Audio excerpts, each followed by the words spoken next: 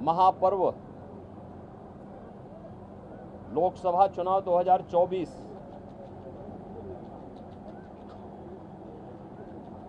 अंतिम चरण का चुनाव आज देश के 8 राज्यों के 57 सीटों पर हो रहा है, जिसमें उत्तर प्रदेश की 13 सीटों पर भी आज पूर्वी उत्तर प्रदेश में मतदान हो रहा है। पिछले 2.5 महीने से अधिक समय से जो देश के अंदर आम जन की आकांक्षाओं को पूरा करने के लिए जनता जनार्दन की जो अपेक्षा थी उसके अनुरूप विभिन्न राजनीतिक दलों ने जनता जनार्दन के सामने अपने अपने मुद्दे रखे, अपनी सरकारों के समय के कार्य और कारनामों को रखे। आज अंतिम चरण में 8 राज्यों के 57 सीटों पर मतदान हो रहा है। उत्तर प्रदेश की भी इन 13 सीटों पर जो हमारी पूर्वी उत्तर प्रदेश में महाराजगंज, गोरखपुर, कुशीनगर, देवरिया, सलेमपुर, बलिया, घोसी, गाजीपुर, वाराणसी, चंदौली, मिर्जापुर, रावड़सगंज, ये सभी सीट्स हैं। इन सब पे इलेक्शन प्रारंभ हो चुका है। मौसम की विपरीत परिस्थितियों के बावजूद भी मतदाताओं ने जो उत्साह दिखाया है,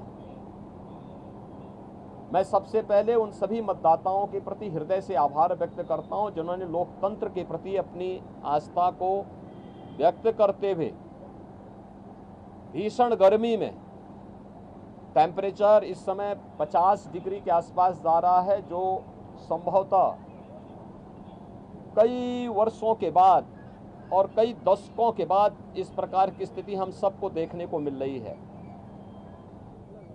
लेकिन इस सब के बावजूद भी जनता का उत्साह कम नहीं है, बल्कि वह और भी मजबूती के साथ देश के अंदर नई सरकार गठन करने के लिए सरकारों के कार्यों का, कुछ सरकारों के कारनामों का अवलोकन करते हुए आज उसका मूल्यांकन कर रही है और उसके अनुसार मतदान भी कर रही है। हमारा मानना है कि देश के अंदर जो समर्थन प्राप्त हो रहा है उसको ध्यान में रखते हुए हम कह सकते हैं कि 4 जून को जब जनता जनार्दन का फैसला आएगा तो देश के अंदर आत्मनिर्भर और विकसित भारत के लिए विरासत भी और विकास भी, गरीबों के प्रति संवेदना भी, युवा पीढ़ी के उज्जवल भविष्य, जिन लोगों ने और जिन पार्टियों ने, जिन सरकारों ने काम किया है उसको पूरा आशीर्वाद प्राप्त हो रहा है और जनता को सुखद अनुभूति होगी, देश को सुखद अनुभूति होगी कि मोदी जी एक बार फिर से प्रचंड बहुमत के साथ सरकार बनाएंगे। उत्तर प्रदेश इसमें अपनी भूमिका का निर्वहन करेगा पूरी मजबूती के साथ। 10 वर्ष में बदलते हुए भारत को 7 वर्ष में डबल इंजन सरकार के द्वारा एक नए उत्तर प्रदेश का दर्शन कराया है, जिसमें सुरक्षा और विरासत के साथ साथ विकास के एक नए युग में उत्तर प्रदेश ने प्रवेश किया है। यह एक सुखद अनुभूति उत्तर प्रदेश वासियों के लिए, यहाँ के युवाओं के लिए, यहाँ के किसानों के लिए, यहाँ की बहनों और माताओं के लिए, बेटियों के लिए, व्यापारियों के लिए, समाज के प्रत्येक तबके के लिए सबका साथ और सबके विकास की भावना के साथ मोदी जी के नेतृत्व में जो कार्य हुआ है मुझे लगता है कि जनता जनार्दन का वह आशीर्वाद मोदी जी को, भारतीय जनता पार्टी को पूरे देश के अंदर प्राप्त हुआ है, हो रहा है। और आज 7वें चरण में भी पूरे देश के अंदर जो उत्साह देखने को मिल रहा है। अभी प्रातःकाल मौसम बहुत सुहावना है। इस सुहावने मौसम का आनंद लेकर के मैं मतदाताओं से अपील करूंगा कि हमें अब जाति, मत और मजहब से ऊपर उठ करके अपने देश के उज्जवल भविष्य के लिए एक आत्मनिर्भर और विकसित भारत की जिस संकल्पना को मोदी जी ने आज़ादी के अमृत महोत्सव वर्ष में देशवासियों को दिया है, उसको साकार करने का समय आ गया है, जिससे भारत आज जो देश की सबसे बड़ी, दुनिया की सबसे बड़ी उभरती हुई अर्थव्यवस्था है, यह आगामी 3 वर्ष में दुनिया की तीसरी बड़ी अर्थव्यवस्था 2047 तक भारत को दुनिया के विकसित देशों की श्रेणी में खड़ा करके हर एक नागरिक के जीवन में खुशहाली लाने के लिए कार्य किया जा सके। जनता जनार्दन का आशीर्वाद इस दृष्टि आज भारतीय जनता पार्टी को प्राप्त हो रहा है और हमें पूरा विश्वास है कि 4 जून को फिर एक बार मोदी सरकार प्रचंड बहुमत के साथ आकर के आत्मनिर्भर विकसित भारत की संकल्पना को साकार करने का कार्य करेगी। देखिए, प्रधानमंत्री जी ने अपने 2.5-3 महीने के व्यस्त दिनचर्या में से कुछ समय, यद्यपि उनका पूरा जीवन भारत माता के लिए समर्पित है, बिना रुके, बिना डिगे, बिना झुके उन्होंने 10 वर्षों से भारत की सेवा की है और देश के हित को सर्वोपरि मानते हुए दुनिया के अंदर भारत का सम्मान बढ़ाया है। मोदी जी की यह आराधना एक आध्यात्मिक आराधना, यह आध्यात्मिक आराधना राष्ट्र आराधना है। भारत माता के इस चरणों में वह एक आराधना है जो राष्ट्र को समर्पित है, भारत की 140 करोड़ जनता की, जनार्दन की सेवा के लिए, उनके उज्जवल भविष्य के लिए समर्पित है। और ये भारत की परंपरा है। जो लोग भोग में लिप्त हैं, भ्रष्टाचार में लिप्त हैं, अनाचार दुराचार में लिप्त हैं, वे लोग आध्यात्मिक आराधना के महत्व को नहीं समझ सकते। आध्यात्मिक आराधना को समझने के लिए भारत और भारत जैसा मन चाहिए। भारत की सनातन मूल्यों और आदर्शों के प्रति निष्ठा का भाव चाहिए। जिनके मन में भारत के प्रति आस्था का भाव नहीं है, भारत के सनातन मूल्यों और आदर्शों की ध्वजियां उड़ाना जिन्होंने अपने जीवन का उद्देश्य समझ लिया था और जिनके कारनामों से जनता उनको बार बार ठुकराई है, वे लोग मोदी जी के इस ध्यान साधना और इस राष्ट्र आराधना का मखौल भले ही उड़ा सकते हैं, लेकिन जनता जनार्दन अपने नेता के समर्थन में और उनके पूरे कार्यक्रमों के साथ, पूरे समर्पित भाव के साथ जुड़ी हुई है। और जनता जनार्दन का पूरा आशीर्वाद, पूरा स्नेह मोदी जी के साथ में है।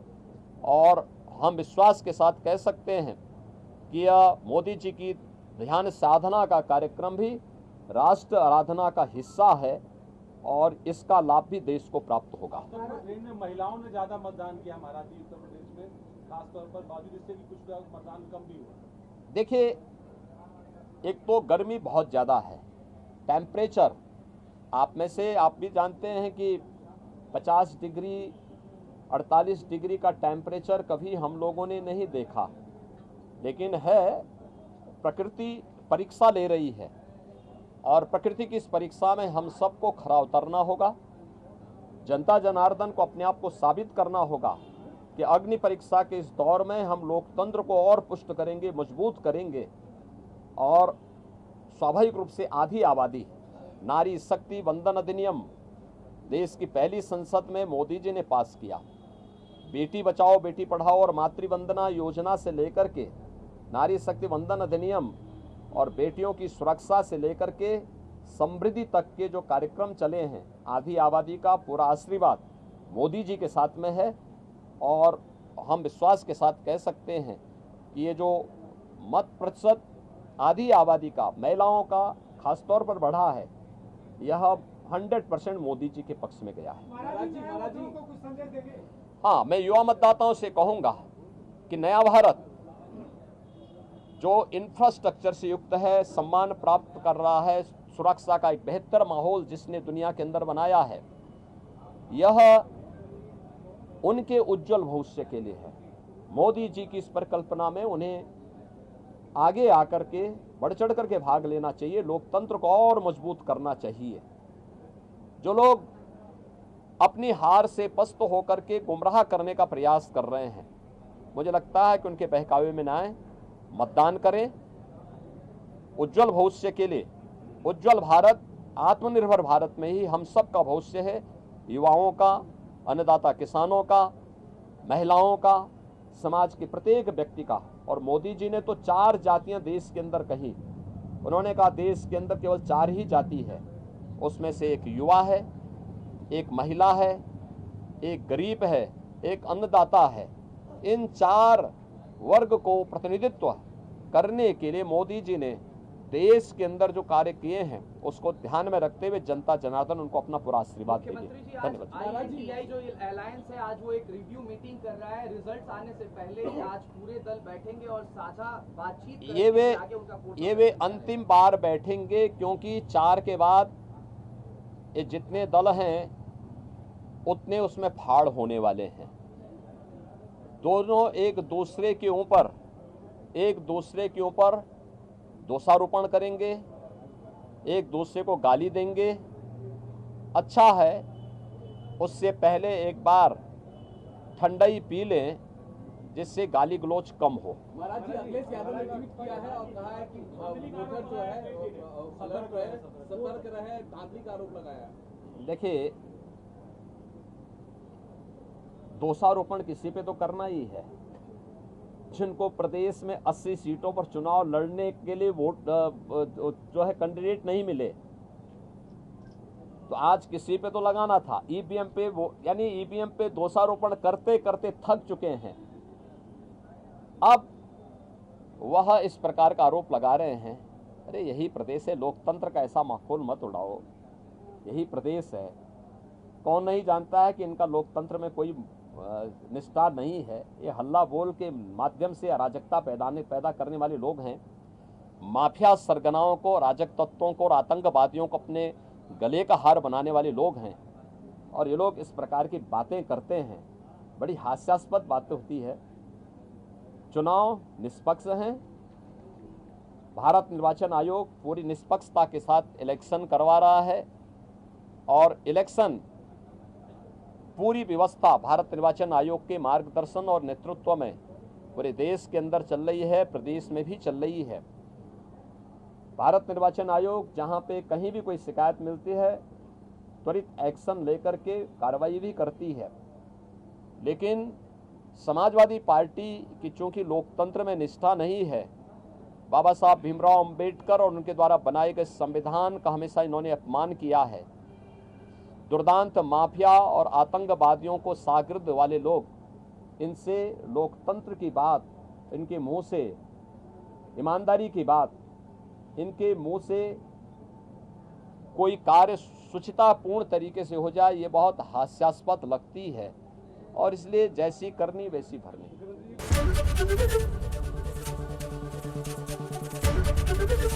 एबीपी गंगा, खबर आपकी, जुबान आपकी।